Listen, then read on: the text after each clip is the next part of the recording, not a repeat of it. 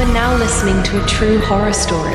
Uncover hidden truths, ancient legends, and unexplained mysteries, where the unknown begins and reality bends from beyond truth.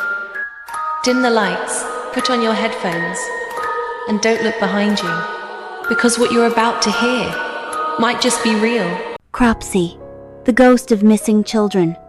Staten Island, New York, a name that evokes a sense of peace, associated with suburban neighborhoods and the majestic Verrazano Narrows Bridge spanning the bay.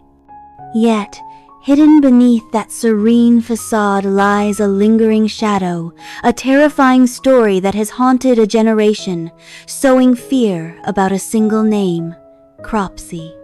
This is not a traditional ghost or a fairy tale woven from folklore, but a real-life horror born from human brutality and the callousness of a system.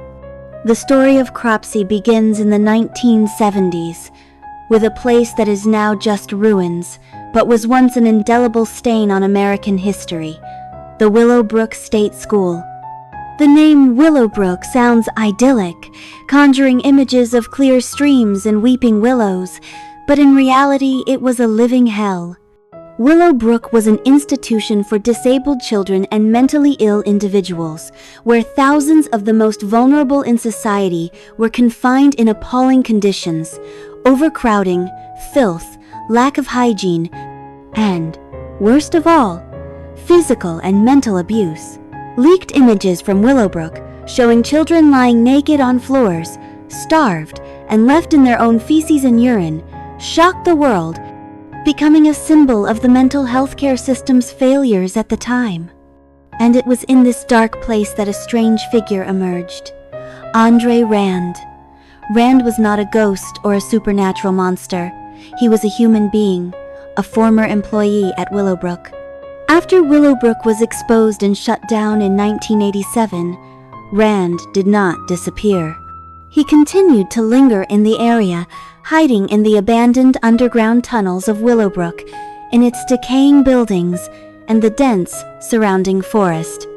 A true shadow, lurking amidst the ruins of a painful past.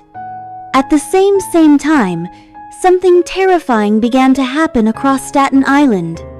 Children started mysteriously disappearing. First one, then two, then more. No trace, no explanation. Most of the victims were disadvantaged children, or disabled children who had had contact with Willowbrook, the most vulnerable souls, the easiest to forget in an indifferent society. Fear began to spread like an epidemic. The police investigated, but all efforts were futile. No significant clues were found. Parents began whispering chilling stories about a predator hiding in the shadows, a madman who had escaped from the mental asylum, lurking in the deep woods, waiting to abduct lost children. The name Cropsey began to be uttered. It became a dire warning, a word that every child on Staten Island knew and dreaded. Don't go into the woods, Cropsey will get you. That was the phrase thousands of children heard from their parents every evening whenever they wanted to play outside after dusk. That fear was not just imagination. It was something palpable, a heavy burden in the island's air, turning verdant forests into eerie, frightening places. Every strange sound in the night, every fleeting shadow among the trees could be Cropsey. One of the most haunting cases was the disappearance of Jennifer Schweiger, a 12-year-old girl with Down syndrome, in 1987.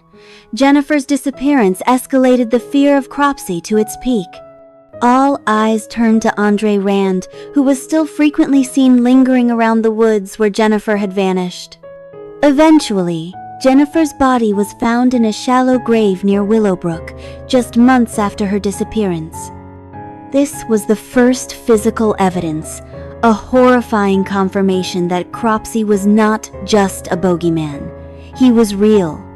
Andre Rand was finally arrested and charged in connection with Jennifer Schweiger's death, as well as several other disappearances.